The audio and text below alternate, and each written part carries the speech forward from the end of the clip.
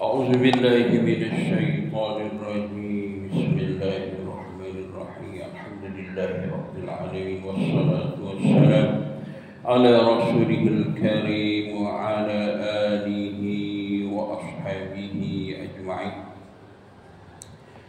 أعوذ بالله من الشيطان الرجيم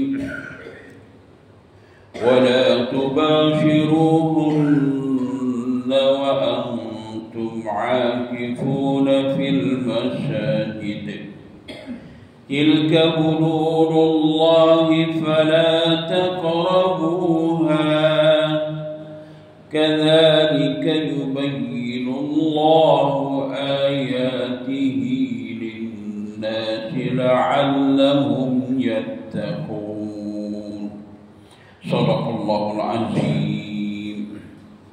Surah Al-Baqarah, kerata yang ketiga daripada ayat 187. 187 ni kita buat 3 kerata. Kerata yang pertama ayat kata bila puasa ni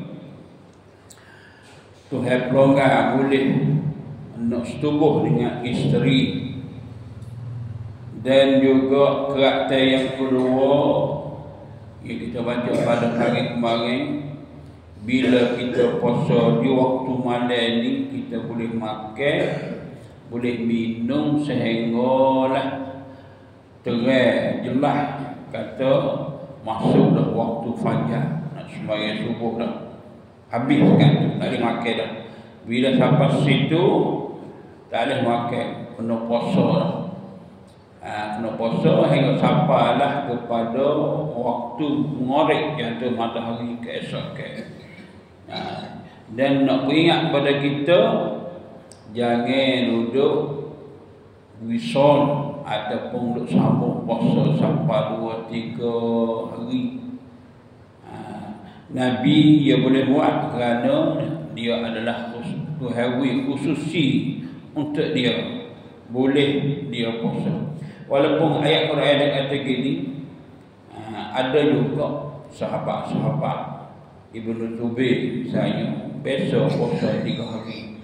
Dia tak nak niat kata nak buat ibadat atau tafsir, ahli tafsir perbuatan Ibnu Zubair ni tadi.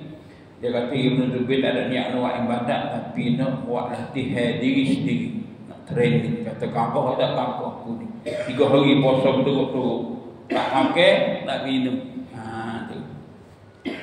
Walaupun begitu, fahamlah kita semua bahawa puasa ni tak boleh kita nak buat secara begitu. Ada buka sikit buk, aku masuk dalam langgapan Allah Subhanahu Wa Taala. Lambat buka tak apa.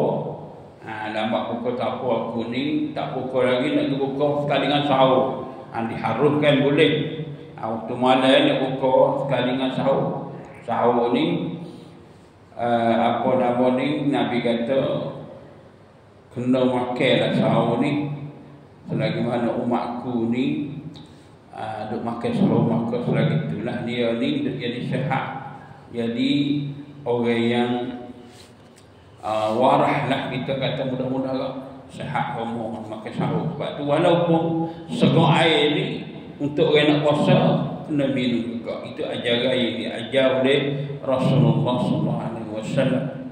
Dalam keratan ni Tuhan kata wala tubashiruhunna wa antum aakifuna fil masajid. Ayat ni, keratan ni dia berkaitan dengan iktikaf. Lebih-lebih lagi iktikaf di 10 hari yang banyak di kalangan kita ni. Apa nama ni, duk galak 10 hari tu iktikaf lagi. Hak iktikaf lepas puasa, lepas raya hak puasa, hak iktikaf pula. Kerana dua ni dia ada kaitan. Tuhan kata jangan mung ni duk jangan mung ni duk campur.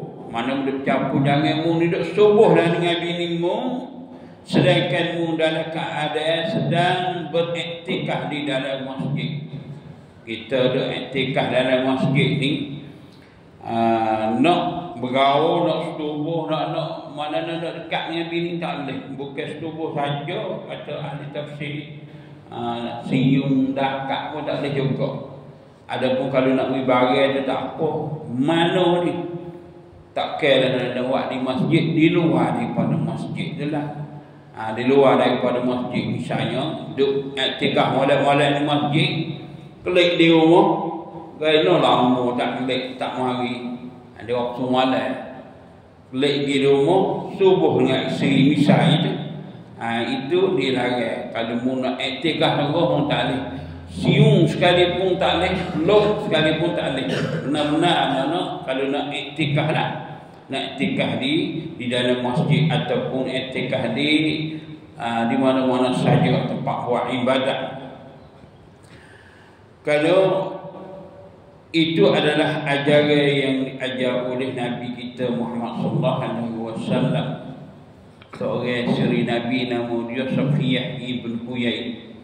Pergi cari Nabi di masjid, kaitan dengan Nabi di masjid. Koyak keperluannya. Waktu malam tu, apabila lah Safiyah ni nak kelik Nabi, kelik atas. Nak kelik atas di rumah dia, jumpa dengan dua orang lelaki-lelaki di tengah jalan dekat dengan orang Ansar. Maka dua orang itu lari. Nabi kata, mu lari apa? Aku ni sekali dengan Safiyah ibn Huyai. Orang kata Safiyah ni biniku, mu tak kena lari lah. Apa Nabi ni nak jaga, takut sahabat lain ni dia suka Nabi tu buat benda yang tak baik. Nak sipet dulu. Nak sipet dulu. Walaupun apa-apa sahabat ni dia tak tengok benda tak baik dah Nabi tu. Nabi duk buat tu kerana dia tahu kata bini dia nak ramai hatta klik kepada rumah tu ya. Tak ada nak buat orang lain dah. Ini ajaran yang diajar oleh Nabi kita sallallahu alaihi wasallam. Nabi bila i'tikaf dia tak bergaul dengan isteri dia walaupun sore ada. Dan tu hari lagi tilka hududullahi fala taqrabuha. Demikian itu adalah larangan batasan yang dibatas oleh Allah, maka jangan kamu hampirinya.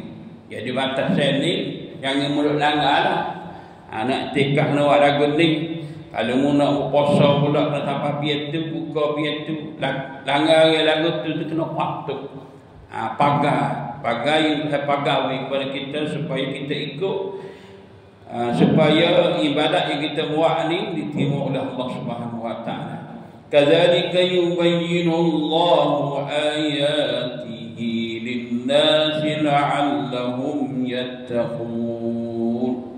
Demikianlah Tuhan kata, Allah menerangkan ayat-ayatnya kepada manusia supaya manusia itu jadi takwa, jadi orang yang bertakwa. Jelas satu persatu dalam ibadat kepada Allah Subhanahu wa taala. Kalau nak terang jelas lagi hari ni, dia kena ada satu tajuk khas bab dalam ilmu fiqh, bab i'tikaf, bab puasa. Itulah satu ayat kerana yang ketiga ni. Mudah-mudahan kita boleh faham amalan yang kita nak buat, amalan yang kita nak lakukan supaya sepanjang umur kita ni hak wajib, maka kita boleh patuh dan juga kita ikut dan turut peraturan dan larangan yang diatur oleh agama. InsyaAllah ibadat yang kita buat akan diterima oleh Allah Subhanahu wa taala dan kegulungkan kita ni kepada orang yang berjaya, dunia berjaya dan akhirat pun jaya. Subhanallah wa bihamdihi, subhanallah wa bihamdiha, asyhadu an la ilaha illa anta, astaghfiruka wa atubu ilaik.